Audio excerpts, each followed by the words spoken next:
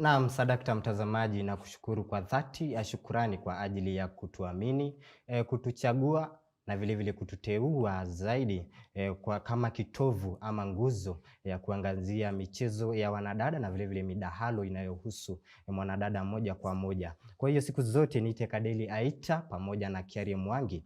Kwanza tupate katika mitandao zetu za kijamii @GBS TV Africa na vile vile mitandao zangu za kijamii @Kadeli Aita, ukurasa wangu wa Facebook, vile vile Twitter Kadeli Aita, tuzungumzie Instagram Kadeli_L_Masai. Tutazungumza zaidi kispoti. Kwa hiyo ni siku nyingine, ni Jumamosi nyingine na kukaribisha tena. Kumbuka kwamba kama haupo sisi hatupo. Kwa hiyo Kiarie, upande wangu wa kulia uko vipi? Niko salama, wiki imekuwa vipi? Imekuwa mzuri, baridi tu. Naona ukibaridi kinakukimbiza, umevalia sweta, jaza study. Natumai msimu ujao tutajaza study zetu ama nyanja zetu. Na hiyo tunazidi kusema hapa hivi katika episode 12 ya Sports SUGU. Tunasema it's a dedicated women only sports channel. Sio kama umekumbusha SMS arafa zetu. Watume arafa katika 21144 tuzungumze zaidi kuhusiana na spoti. Je, unaona vipi Royal Starlets watafanya vipi katika KWPL? Kwa hiyo tutakuwa tunaangazia zaidi nani amepandishwa daraja na vile vile nani amefuzu katika michuano ya maondoano samahani. Kwa hiyo tutakuwa tunazungumza zaidi hapa na Kiarie. Naam. Tuende kwanza katika Division 1 manake leo ndio tamati. Naam, leo ni tamati. Tukiangalia Division 1 pale imekuwa ni division namba ni Zone A. Tukizungumzia Zone A ni kumekuwa na mashindano, kumekuwa na ushindani. Tumeona wamekamilisha, tumeona timu zinasajili alama takriban 40 kwenda juu. Kando na Zone B. Tukiangazia Zone A, Kibra Girls wanaongoza katika pointi 46 ya kocha David Vijago. MTG wanafuata kwa karibu kwa alama 45. Mathare Women wana alama 43. Kwa hiyo bado haijadhibitishwa kwamba nani amefuzu ama ameingia katika KWPL. Manake tunasubiri hizi timu tatu kati ya Kibra Girls, MTG United, Mathare Women wacheze leo. Endapo mchezo wa leo ndio utaamua je ni nani atajiunga na KWPL msimu ujao. Na pale Nyahururu tuanzie hapo. Nyahururu tukizungumzia hizo timu tatu, hizo timu tatu zinacheza leo. Manake Kibra Girls watacheza na Falling Waters FC Barcelona kule Nyahururu, kule Laikipia. MTG United watacheza na Ukunda Starlets. Mathare Women wacheze na Mombasa Olympic Ladies. Kwa hiyo Kiarie, hiyo michuano ama michezo ama hizo ratiba za michezo ambayo nimekuambia ama tumeambia mtazamaji ni kwamba zitaamua nani atajiunga na KWPL. Je, ni Kibra wakishinda wanaingia KWPL. MTG wakishinda, endapo Kibra hawatashinda, MTG wanafuzu. Endapo MTG na Kibra Girls watashindwa, alafu Mathare Women washinde, wao wataongoza. Manake wanaongoza, wanashikilia magoli sawia na Kibra Girls, sawia na MTG na Kibra Girls. Kwa hiyo huenda tukashangazwa tukaona Mathare Women wameenda KWPL tukaona. Na pia pale Zone B manake utamu wa league sema inakuanga pale tamati. Na sasa Zone A tumeona at least Zone A tumeona hakika tunajua haswa hiyo iko na timu tatu ambazo kinyang'anyiro bado kinaendelea. Zone B najua kuna timu moja angalau hiyo ishaingia tayari. Hiyo ishaingia tayari. Manake tukizungumzia Royal Starlets walimaliza Division 1 Zone B na alama 26 baada ya kuilabua Nyuki Starlets weekend jana mabao 2-0 kule Shikomari Primary Grounds, Trans Nzoia County. Agneta Mokanjo Shipenzi ni mchezaji ambaye tutakuwa tunamuona KWPL. Manake ni mchezaji ambaye alifunga dakika 65 kisha akafunga dakika ya 63 kisha akafunga dakika 75. Kwa hiyo ni mchezaji ambaye huenda akafunga magoli mengi ama akaonyesha umahiri katika ligi ya KWPL ama msimu ambao unakuja. Kwa hiyo Royal Starlet, congratulations. Huenda tutakuwa tunawaona katika michuano wacheze na Vihiga. Kwa hiyo ni timu ambayo management yake pia iko vizuri. Ni wanadada ambao ni wazuri, wanajituma. Kwa hiyo congratulations Royal Starlets. Pale Gideon Starlets. Gideons hao ndio sasa kwa namba 2 pale zone B. Naam, wameshikilia nambari ya pili, manake wamefuzu katika michuano ya maondoano. Kwa hiyo Gideons Starlets wanasubiri mmoja kati ya timu ambazo zitakuwa nafasi ya pili katika zone A. Kwa hiyo endapo Kibra Girls wataongoza, MTG United wakuwa nafasi ya pili, MTG United watacheza na Gideon Starlets ili kuhakikisha ama kupata mmoja kati yao. Ama endapo Mathare United Mathare Women watamaliza katika nafasi ya pili, watajitosa uwanjani wacheza na Gideon Starlets ili kuamuliwe nani ataingia kama nafasi ya 3 katika ligi ya KWPL. Hapa nasema labda katika Division 1 Women, mimi na wewe katika utembezi wetu zaidi, na tuseme ukweli kidogo hapa Sport SUGU. Nataka labda tuimize shirikisho na serikali ama mhusika haswa. Washikadau, manake ukiangalia zone B, tumeona michuano mingi haijachezwa. Tukaona Makolandas hawajacheza awali, walitolewa manake hawakushiriki mechi 3, wakaondolewa. Hivyo ndo sheria zinasema, wakaondolewa kule. Kwa hiyo ni ligi ama ni division ambayo timu hazijakuwa zikishiriki. Huenda ni kuhusiana na fedha ama usafiri, tatizo za usafiri, ni pesa vile vile. Na pia shirikisho, lazima shirikisho liingilie kati, liangazie zaidi divisioni zetu, manake lazima tuziangazie. Ama labda pia vile tunasema kuzua talanta mashinani. Manake KWPL ndio kwa kizungu tunasemanga top flight. Hiyo ndio top flight. Division 1 Women hiyo ndio ile equivalent ya NSL, National Super League, upande ya wanaume. Lakini pia ukweli wa mambo, na tunahimiza serikali na shirikisho na washikadau waingilie kati, ndio pia tuanze kuinua talanta kutoka huko kwa Division 1 na pia mashinani. Manake ukiangalia FC Barcelona, hiyo timu Falling Waters ni ya kule Nyahururu, kule ni mashinani. Huenda wanadada kama na Topista Situma wakajitokeza kule. Ni moja kati ya sababu ambazo tunafaa kuangazia ligi ya ama Division 1 na manake lazima tuangalie, na vile vile ndio ipate wafadhili na pia media ipate coverage, iwe na coverage yao ya Division 1. Ndio tuwe na jicho la pili tukiangalia KWPL upande huu pia wanafanya hivi na hivi.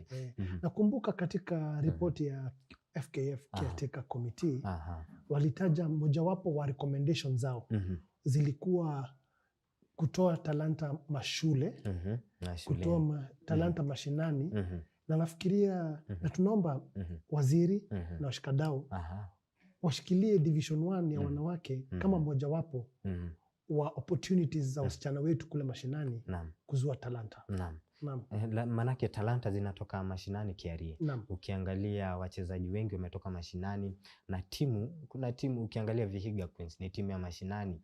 Kwa hiyo kuna timu za Division 1 ambazo ziko kule mashinani, na lazima tuwe na shirikisho ipe kipaumbele Division 1 kando na kuipa KWPL kipaumbele. Na umetaja pale pa kipaumbele, umetaja pale pa ushirika wa spoti kwa ujumla.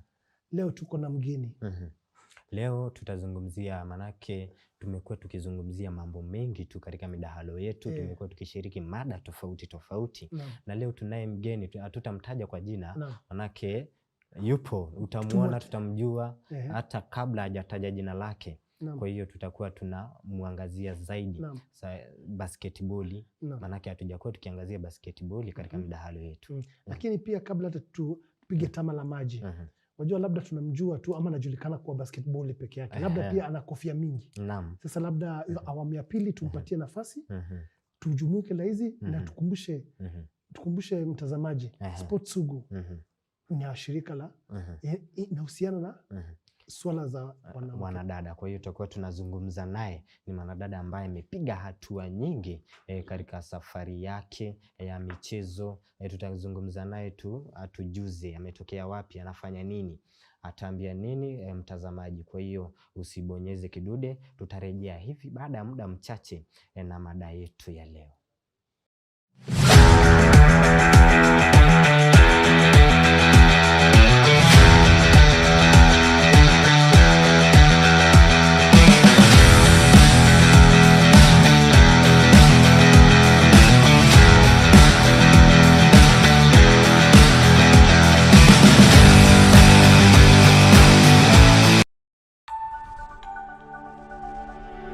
Everywhere GBS.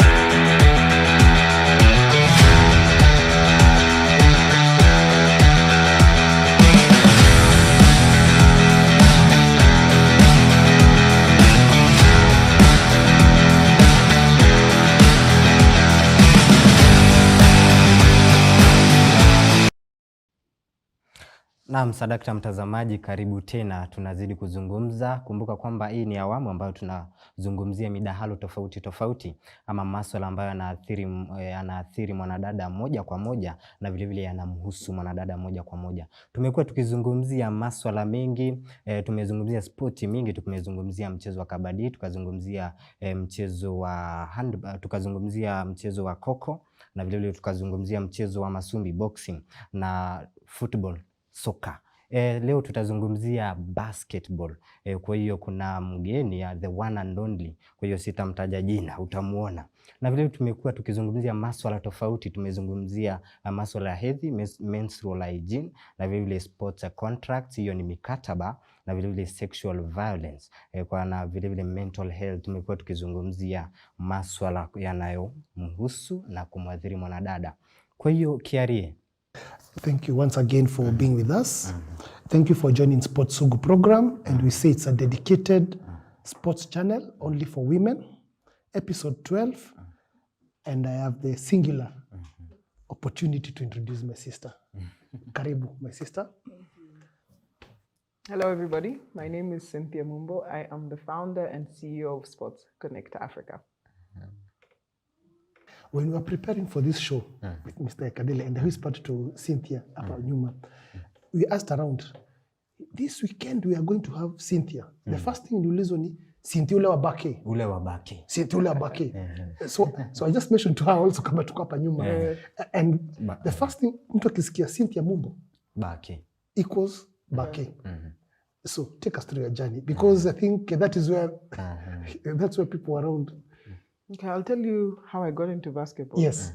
Lakini kabla nifikia hapo, maybe niwaelezee vile niliingia sport. Exactly. So it's even better. Ulikuwa riadha, ulikuwa athletics, ulikuwa football? When I was young, nilikuwa about 5, 6, 7 years. Nilizaliwa Kibera. And nilikuwa na bahati sana, nilizaliwa in an estate ambapo a legend alikuwa anaishi. Wow. Same ndugu yangu, the late Benjamin Ayimba. Ayimba. Mwanaraga, rugby. So Benjamin alikuwa kama ndugu yangu. Alikuwa akituweka tukimbie sisi. The young people. The young people, 5, 6 years now. 5, 6 years. So Benjamin is about maybe 5 years, maybe 7 years older than me. Okay. And so they would come back from school, him and Philip Munesi from the Munesi family, rugby also, and Sally Munesi. Sally was a good friend of mine. Sally was fast. She was fast. So they used to make us run, and I would win. Okay. Wow. When I was that young. 6 years. 6, 7 years. Okay. So they used to give me their medals. And I'll never forget Benjamin giving me his medals. Or if I would win, alikuwa ananipea sweetie nini. So mimi kwangu nilikuwa najua mimi ni winner. Pale ndo pale nilikuwa nataka to be because I used to look up to them. Walikuwa nakimbia, wanakaa wanatuonyesha medals zao, alafu kile wamefanya shule wanakuja wanatufanyisha pia sisi wale wachanga tumebaki pale. So we used to run, but I learned to be rewarded at that point. And I was gifted. Tulionekana nilikuwa na ile gift at that point. So that's where my sports journey started, with a legend. I've followed that legend for as long as I can remember. Alikuwa akienda nje anafanya vitu kubwa, akirudi namwambia umefanya hivi, hata mimi ngoja uone. You know, and he was a mentor to me, a brother, true brother, because I wouldn't be here if it was not for his father. His father introduced my mother and my father, so he's my brother. Wow, that's close. That's tight. That's close. My brother. That's close. It's my brother, and we miss him. Of course, the world misses him. He's a legend. Yeah, so that's where I started my sports journey. You can tell that it's very deep. It's deep. Yeah. I went to high school. Sally had the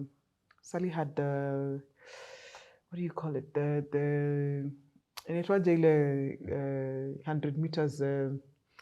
Inaitwaje? 100 meters record. High school, State House. So she used to come and brag akikuja kutoka shule. I'm the fastest in my school. Mimi kwa prime nasema I want to be like Sally. So Sally Mwenesi was also your.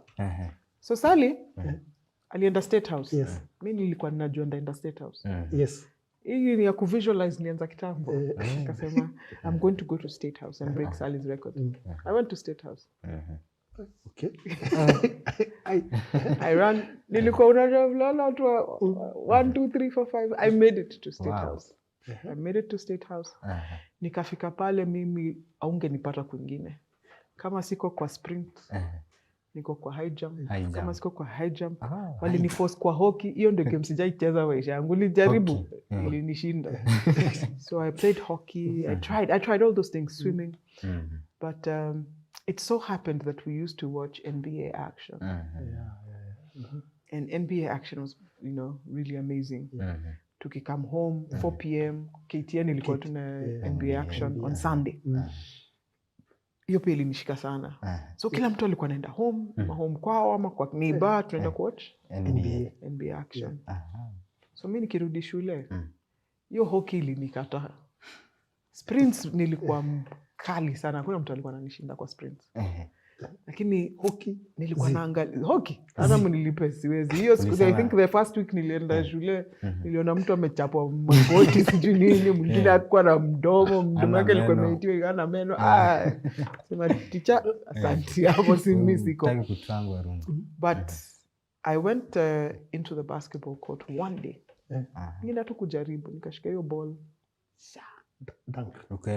The first time I touched a basketball, I remember it to date. It went in. And that is the rest of my life. Basketball. And that was it. Basically, that's where it started. I remember nilikuwa form 1. It was first term.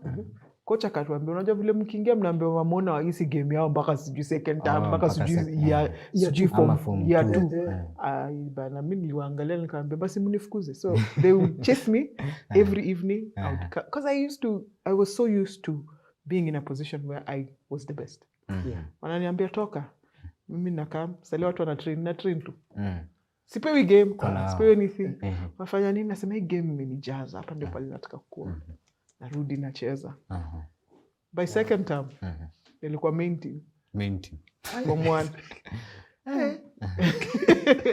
Hapo ndo jani yangu ya bake ilianza. Nilikuwa napenda game. By the time nilikuwa namaliza high school, I was the captain of the basketball team. Wow. Yeah. Ukisema ni hapa ni mimi na hapa. And that is it. So nikacheza bake hivyo, nikatoka high school, nikamaliza my first year home, maybe 4 or 5 months. Nikatafuta place ya kucheza. Kina madhe wako wanaelewa nini mbaya na mimi. Sports, nakupeleka wapi? But I found a team, NSSF. I used to go for French classes at Alliance. So kwa tunapita pale karibu na library, and NSSF basketball court ilikuwa opposite. Mimi nikaona place watu wanacheza basket. Nikaenda kucheza. nikafanyishwa tryouts, nikakimbia faster than anybody else.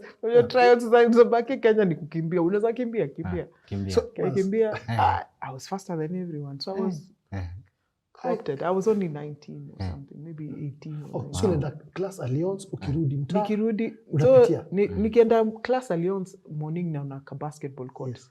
Nikirudi afternoon at around 3, naona machali wana train. Hata usiku, because the guys used to train from 3 I think to 6. Alafu mademo walikuwa na train 6 to 8 or 5 to 8 kitu kama hiyo. So mimi nilikuwa nacheki machali. Mimi pali nimegrow, sina sisters, so kwangu si anything. Si watu wanacheza bake hapo, cheze bake. So I went to play basketball. That's how. And beyond that, when I was in high school, I met a friend called Stella. Sprite ball. Stella alikuwa Otero wa University of Nairobi. Aliniponda. Nikaingia pale, nikaenda nikasema hakuna vile udema ananimaliza. So we became friends. Nikienda pale kucheki vile wasa wanacheza bake. Saya madem kucheza napata Stella iko pale. And that's how we became. That's how my journey now into like Premier League started. Nikaka bench ka 2 years. Me, I don't give up. 2 years. Siku moja kocha ali make mistake. Akasema amepita pale. Irene Marambi alikuwa ameumia. I think alikuwa amefoul out. She played for KPA. She's a legend. She played for KPA for a long time after playing for NSSF. Irene aliumia na sisi tulikuwa tunacheza same position. Kocha akaniambia kapita kama mara 3. Unajua vile coach upita na kuoni. Anapita na madharau ya kando. Akaniambia ingia pale. Ingia hapo. Nikaingia sikuwahi toka. You don't give me a chance. I played defense, nikaingia pale. But as you know, as I was playing, nilicheza hapo, nikaenda USIU, nikatoka USIU, nikachezea KU, nikatoka KU, nilipata internship at Samia, tukaanzisha team na huyo best yangu Stella. Yana. Yes. Najua wewe unijui, unanionanga tu. So we started a team with Stella and 2 other ladies, JT and Doti. Tukaanzisha team pale Yana. At that time I was working at Yana. You didn't know that. You only know my sports journey. So nikaingia pale. Then I decided to go back to school. So I went into CIM, the Chartered Institute of Marketing. I really enjoy the whole idea of marketing.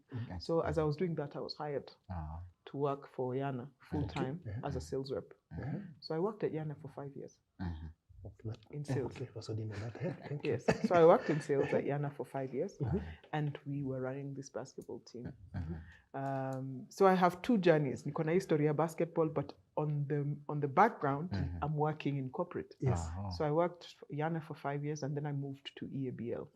So when I moved to EABL, it used to bother me. Whole idea. Not even before, by the time I was moving to ABL, when I was still at Yana, it really used to bother me because I was really good. Nilikuwa na wasee wanaenda majuu, wasee wanacheza, unacheki sports, ukiangalia TV, unaona the whole marketing, nini, mabrands, manini. Najiuliza mbona sisi kwetu? Sisi by the mbona kwetu mbona kuna billboard, mbona kita iko ama kama iko, mbona why aren't we earning from this game? And why do we have to go out? Why do I have to move to Europe to play my sport? Why can't I play sports locally? So I know we're going into that in the second bit, but hapo ndio pali my journey and love for sports and sports business ilianza. So I played basketball. When I was 24, I was co-opted into the Basketball Federation because kulikuwa na unaona vile wase complain kwa pale KPL chat. Tuko na ingine yetu ilikuwa ma emails. Zilikuwa emails at that time, hata kukuwa na Facebook bado. So guys used to complain on emails. It was an email thread with like 100 people, and it was complaints. I hate complaints.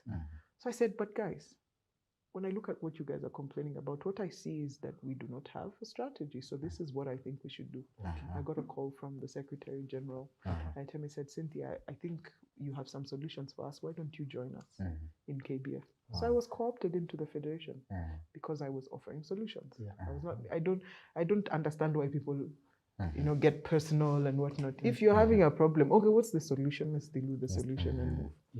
So at 24, I was co-opted into the Basketball Federation. At 26, I was managing the national team at the All Africa Games. At 27, 28, we were running Super Sports together with you. And that journey of mine. So I was co-opted into KBF, and I was in KBF Executive Committee for 7 years. Meanwhile, I was still working corporate. So I worked as we were doing all this from EABL. I then moved to Menengai, and I was head of marketing at Menengai Oil Refineries. So, there's a lot that we did with rugby and everything. I was head of marketing at Menengai then, but then that's how we also got Menengai into basketball. You remember the sponsorship? That bit I remember. Yes, actually, it was very interesting. I'd gone to look for sponsorship, and the MD said, I'll give you sponsorship on condition you work for me. And so I said, okay, if that's the sacrifice, it's fine. I'll work for you, but as long as something is moving in basketball. And that's, yes. So I think Mr. Kadeli, manake just to revisit that on Saturday when you're preparing for this show, those two ladies, walisema to Cynthia ule wabake. Now, there's a whole end of the corporate end, and a lot more people. Na sisemi tu just because the truth is, ukisikia Cynthia Mumbo, people have either that corporate end kabisa, or the sporting end kabisa. Now it's a good opportunity. Now we are marrying the two. Alafu, Cynthia, you have been in State House. Has it been always sports, as in your mind? Since I was 5. I don't know anything else. This is where I want to be. As much as I've worked corporate, for me, corporate was an avenue for me to be able to push sports. Because I figured at some point that those questions I'm asking when it comes to marketing, especially because I did CIM, that those questions I'm asking, there's a whole product conversation that we're missing. There's a strategy conversation that we're missing. There's a business conversation that we're missing. Because when I look at, let's say, the English Premier League, it's a business. And so me working in corporate really helped me, and especially in sales and marketing, really helped me understand what a product is. And they said, but it's exactly the same thing with sports. The only difference is that there's a social angle, which is why we've never been able to understand how to move sports forward in Africa. But ultimately, it's the same thing. If I'm going to sell Blue Band, I'm going to sell Arsenal. But I'm selling people, I'm not selling a commodity. And so when you're selling people, what does it mean? So upon your... I've always had that side of, as much as I'm in basketball and I love basketball, then there's this thing. So my journey in basketball has moved. I've been in and out. I was in and out of the federation. I've done several things. I started a basketball academy, Vikapo Elite Basketball Academy, 6 years ago. I'm no longer running it because I believe in moving forward. And so Coach Zedi and Grace are now running it.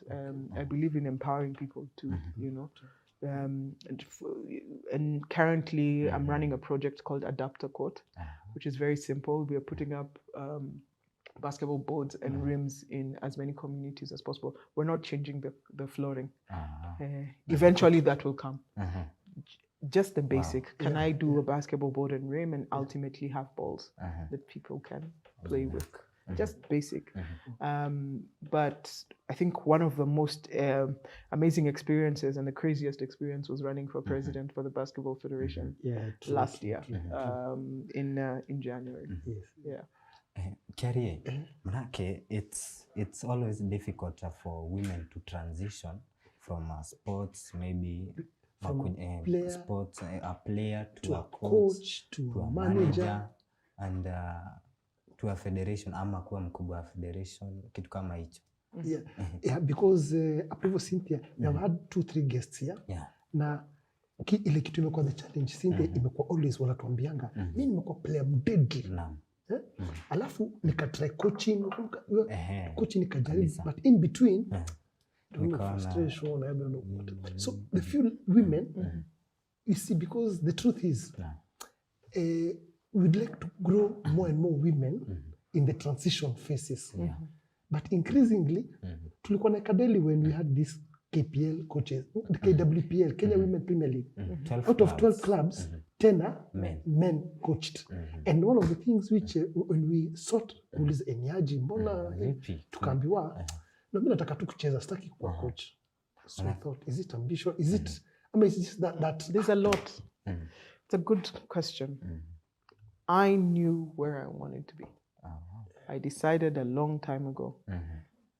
I come from a background where I don't know no. No, I've sold in sales. 90%, in fact 98% of your prospects tell you no. You only get 2% yes. So that mentality is the one I go with everywhere I go. I'm so used to being told no. And that's just me as me. But the thing is, women we live in a patriarchal society. So just the idea of, gosh, mimi niingie nikuwe leader. Yeah. Mimi ni fight na wale mabuda. Mimi niingie pale sasa, bazi niko na hao yangu, lazima ni cheki, sijui niko na watoi, I'm a mother. Yeah. So I always say, if you put your heart to something, if you really want it. But I also understand that that's a bit of an oxymoron because this is a choice I made, and I made a choice to be hit on whatever angle, and it's okay. So many people are not okay with being hit. That's one. Two, we have not taught our women that you can be. Yes. Actually, hold that thought right now. Ekadeli, when we get back, tuko na nini second, tupige tama la maji. Because actually, hold that thought right there.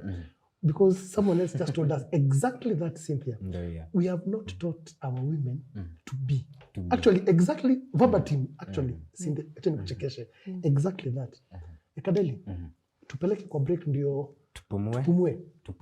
Mtazamaji wangu, zidi kufuatilia, manake tunazungumza na dada yetu hapa Cynthia Mumbo. Amefanya mambo makubwa, ametoka mbali mpaka sasa hivi ndo huyu. Kwa hiyo tutazungumza naye zaidi katika awamu ya pili. Endelea kuzungumza nasi katika 21144.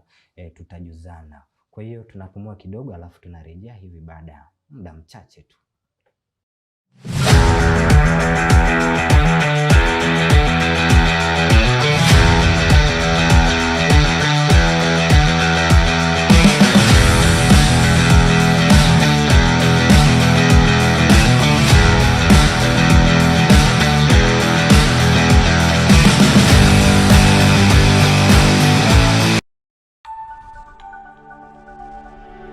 Everywhere GBS.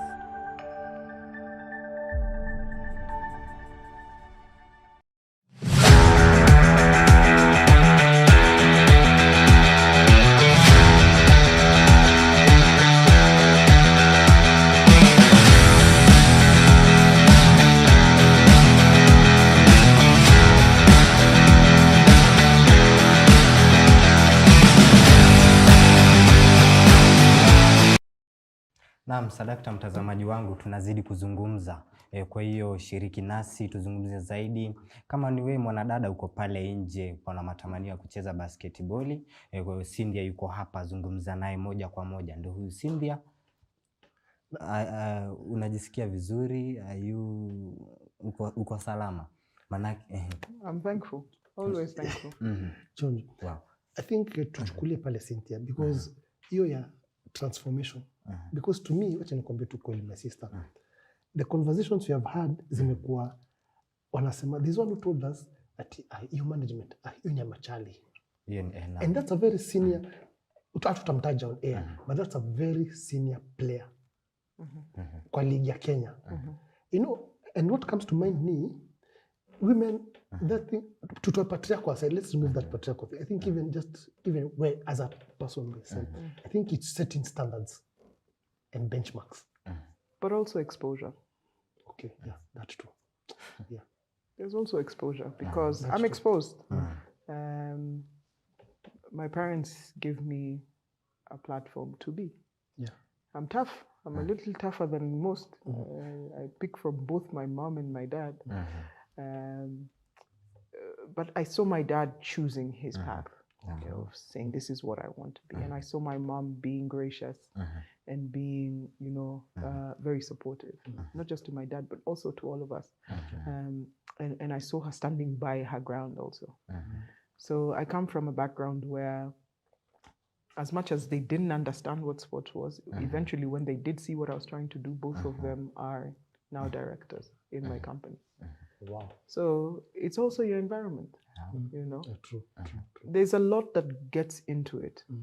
Our culture expects women to sit at home. True.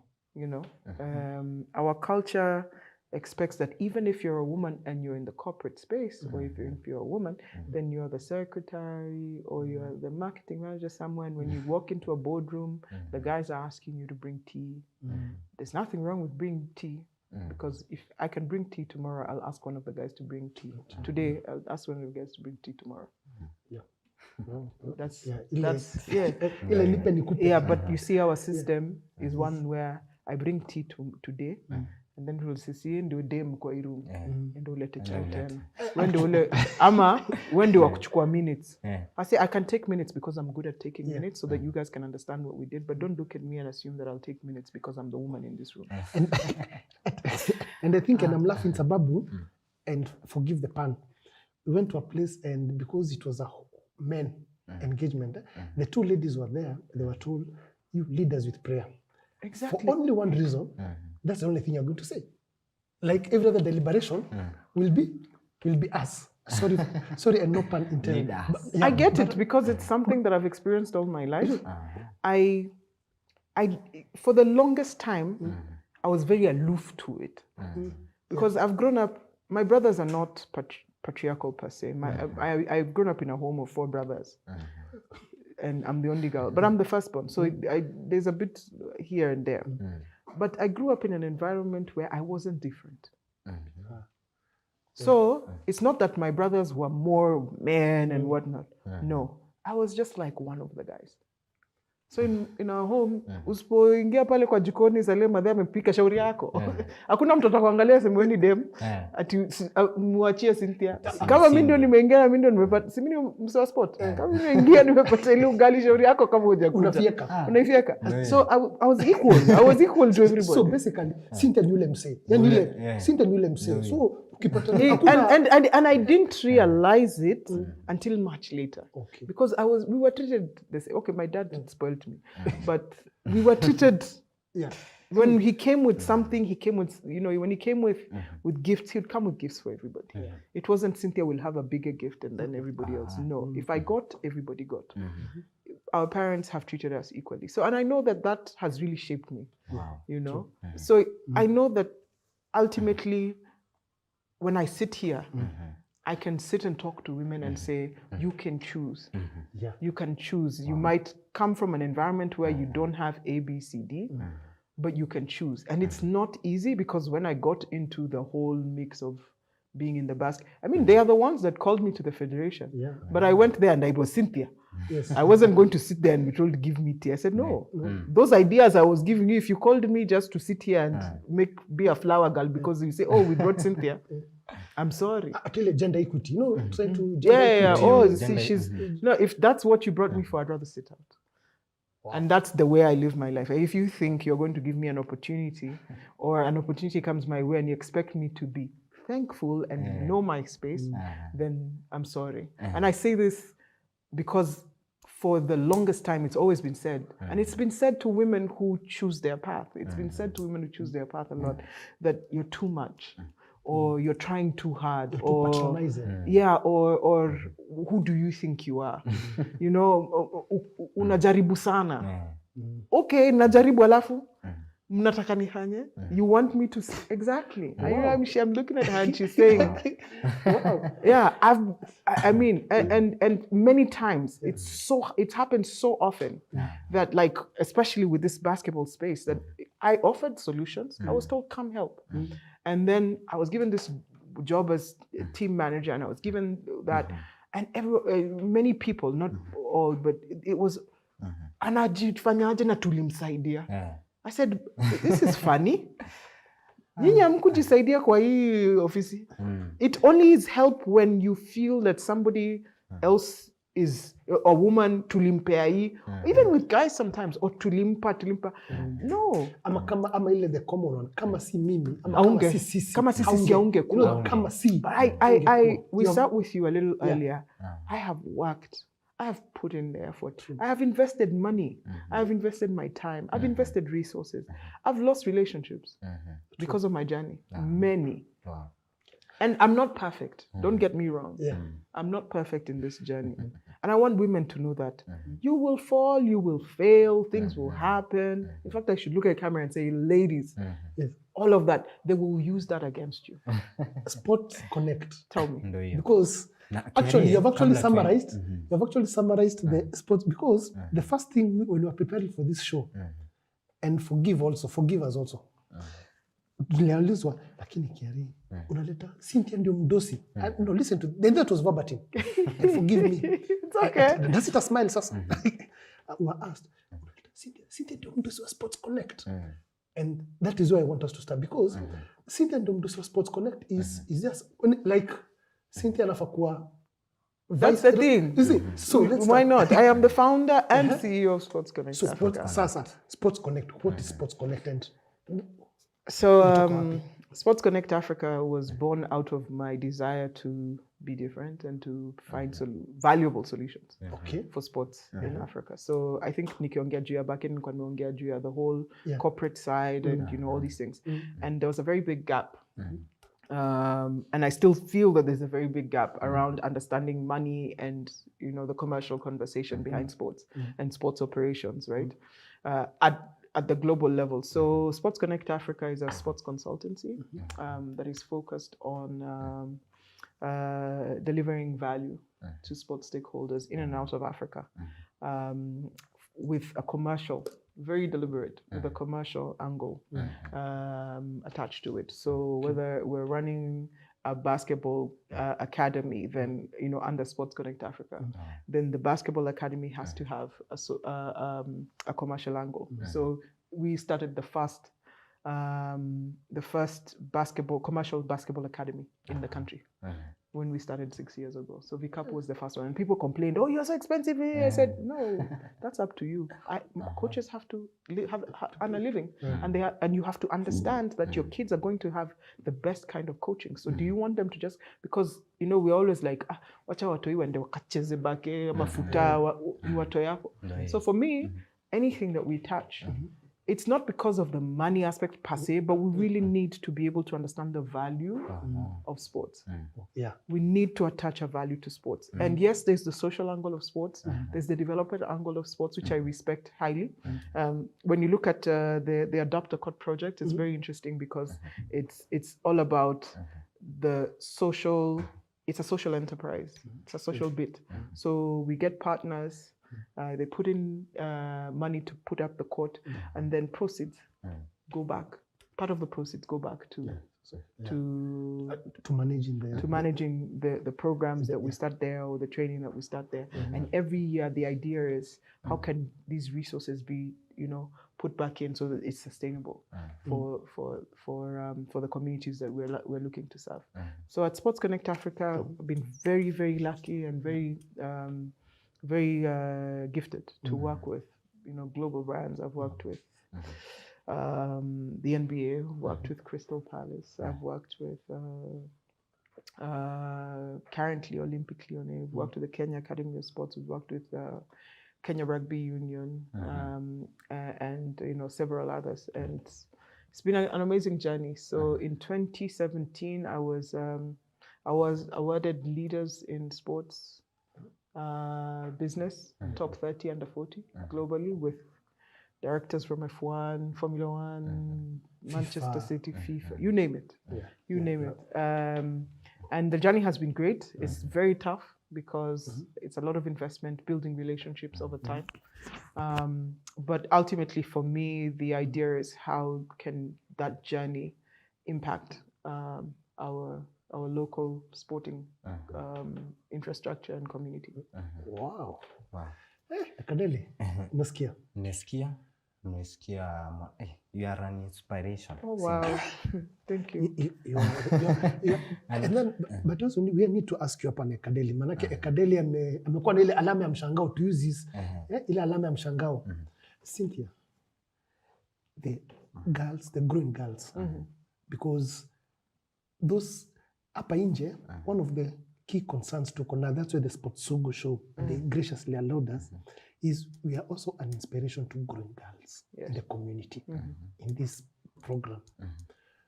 What are some of the, like, checklist 1, 2, 3 that you can give those growing girls in the community? So one, not everybody is going to be Cynthia, or everybody is going to turn up in sports. Not everybody is going to be Michelle Obama. Be yourself. That's one. One, know what you want. So 2, and I spoke about this with you, is an overnight success happens in 10 years. So what people see as, oh wow, Cynthia is so successful, or Cynthia is doing ABCD, she's done so, Cynthia's in the media, or she's being recognized here and there. There's a lot that goes on behind the scenes, but then there's a lot that you need to do to get there. So it's a process. Value the process. Nothing comes overnight, for sure. Any overnight success, we read this from Vusi Tembekayo, any overnight success, it happens, it's a 10-year process. It's a 10-year process? Yes.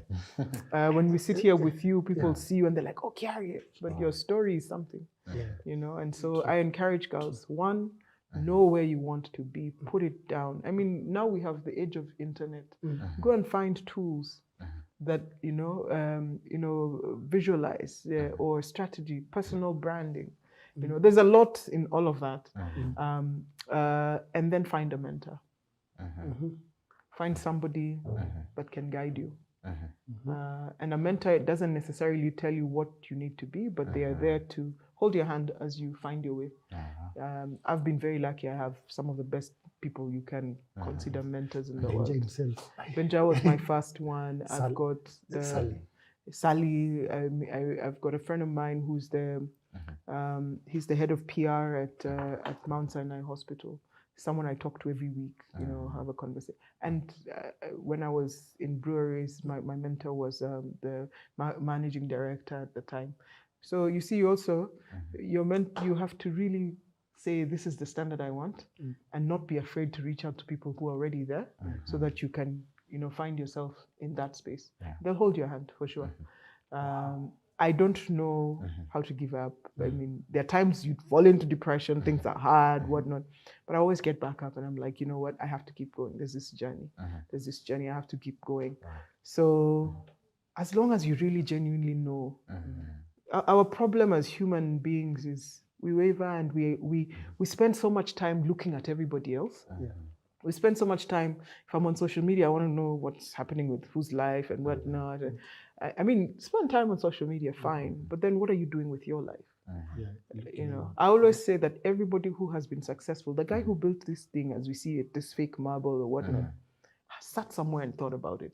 Yeah, true. The guy who, when I see this, I see Carol Rado. She sat down with her group and her team. Carol sat down and thought about it and said, I want to just study.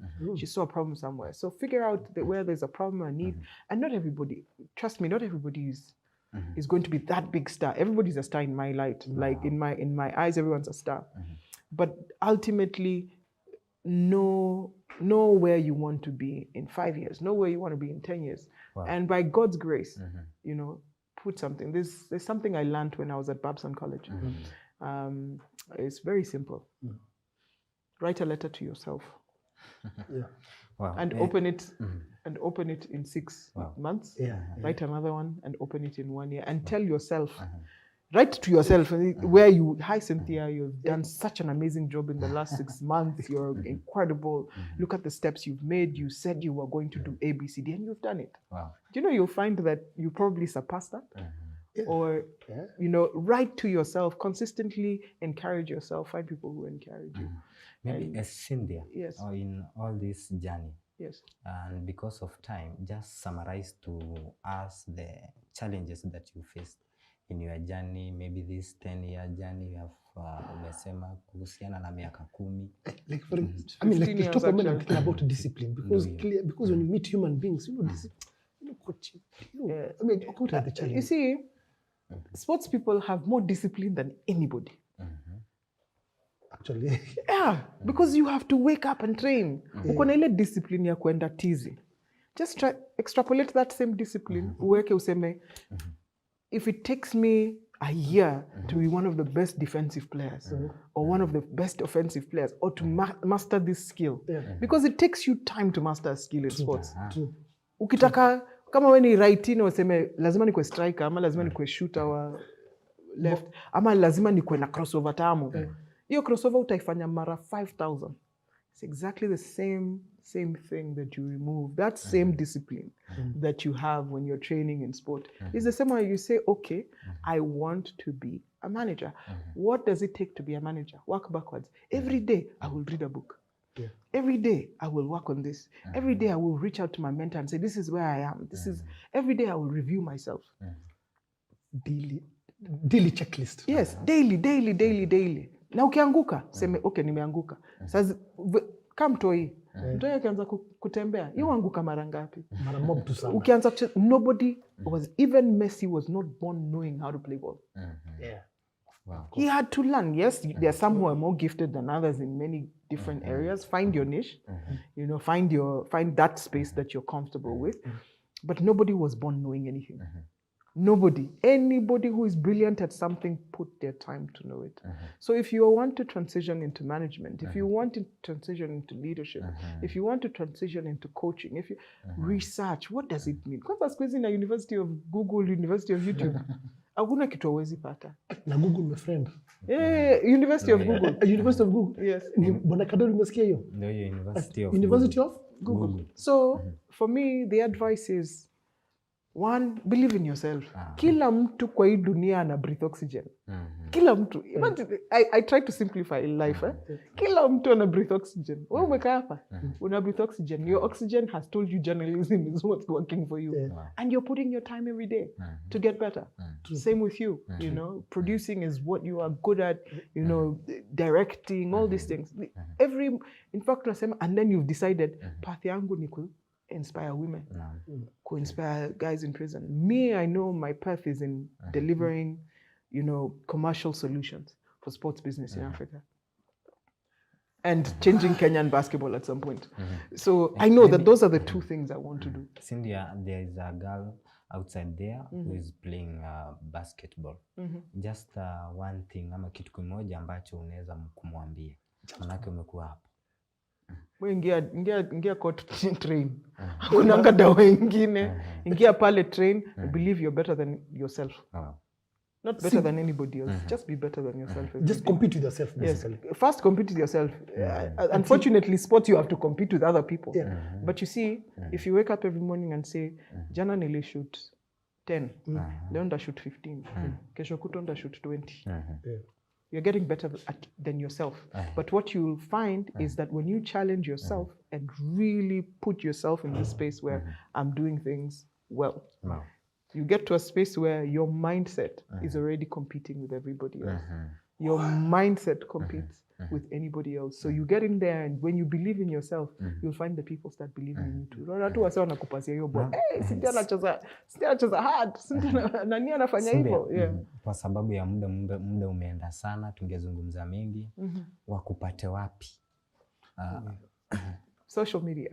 Yes. Find me on Twitter at CYN Mumbo, at Cyn Mumbo, and on LinkedIn you can find me Cynthia Mumbo.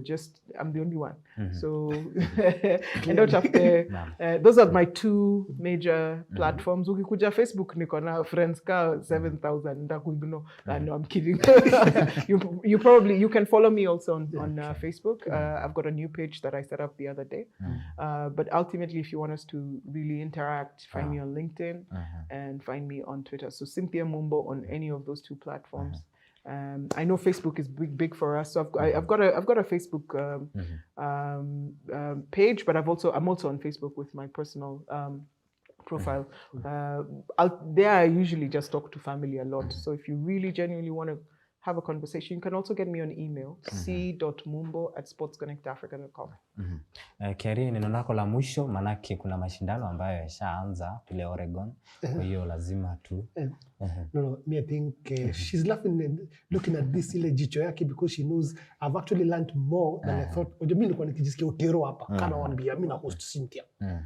So level nimejidunda hapo hivi nayo na masomo. Actually I've actually learned it was 40%. So I'm constipated by the humble pie. Ile sasa I've actually learned a lot. But to the young girls who nje and the many who sat with us wakati we were reviewing this show is that I think believing in yourself. I think to me that's the take home. Just believing in yourself. We all breathe oxygen. It's really simple, guys. Just believe in yourself. Yeah, even to just believe in yourself. I think for me, the parting shot would be to the many viewers watching us. Believe in yourself. Simple. Tufupishe tu hiyo story. Believe in yourself and put in the work. You can believe in yourself and when you don't work. And then also, put the work in that believing in yourself, by the way. Yeah, sorry. Yeah. Kwa hiyo shukran Cynthia kwa kuja, tumezungumza mengi na tumesema kwamba wanadada lazima wapatiwe nafasi sawa katika vitongo vyao tofauti kama ni spoti, kama ni pande zingine. Kwa hiyo wanadada zetu tunawapa kipaumbele, na zaidi katika kipindi chetu wanadada ni wachezaji, manake hapa huwa tunasema kwamba hata wanadada zetu ni wachezaji. Kwa hiyo tutakamilisha mdahalo huo Cynthia na Kiarie wakiondoka, mimi nasepa.